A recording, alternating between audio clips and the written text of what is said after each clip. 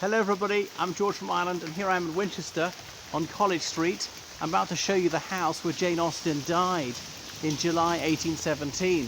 So this delightful Georgian mustard coloured house, but you could easily pass it by. So you had to be fairly sharp-eyed even to notice the plaque. Anyway, so Jane Austen was born in Hampshire, the same county, not so many miles away from Winchester. Her father was a Church of England clergyman, so she was one of 6 children.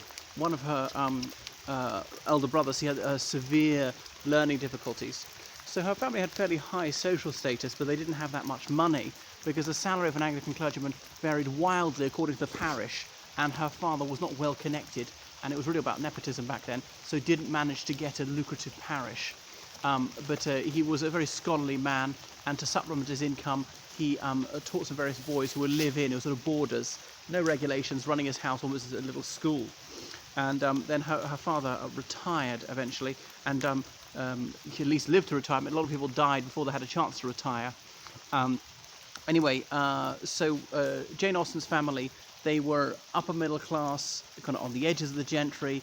Ideally, she'd marry into the gentry, possibly still in the upper middle class, possibly down into the middle class. And so a lot of her novels about this fear of being déclassée, about this striving for social promotion, and obviously being on the marriage market because marriage was such an absolutely crucial decision for a woman, and she could do it only once. She had to get it right. All right, if her husband died, she could marry again, but divorce was almost unheard of. That was an utter disgrace, no matter what her husband had done to her. So she didn't want to besmirch her name by dissolving her marriage. But anyway, she never did marry, though she had one proposal of marriage. She's accepted, and the next morning came down and said, actually, I changed my mind, no. So she was quite ill in her late 30s. She'd written a number of novels, and she wasn't at all well known, and for someone of her class was relatively penurious. So had Addison's disease towards the end, whereby her body wasn't producing the hormones that are needed. So she came here to Winchester in search of better medical care. I do wonder whether Addison's disease is named after Joseph Addison's father, that Prime Minister, and his father was a doctor, in Hampshire indeed. And he went to Winchester College, which is like not even a stone's throw from here. So that's why it's called College Street, right beside the headmaster's house. And I knew the guy was headmaster there for a while, Dr. Ralph Townsend. I taught under him elsewhere at Oundle. But anyway, so her search for a cure did not work.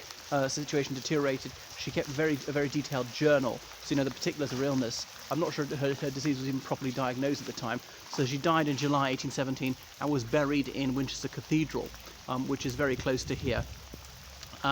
Because she had ecclesiastical connections, and they managed to pull strings to have such a prominent resting place. You can go and see it. So unfortunately this house is not open to the public, but that's where she spent the last few weeks of her life, and that is the headmaster of Winchester College's house.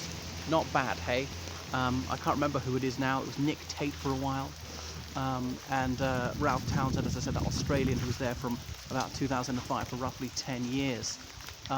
Anyway, so that is enough about Jane Austen. She went to Reading Abbey School, which is near the Abbey Gateway. No longer exists, and I filmed there as well.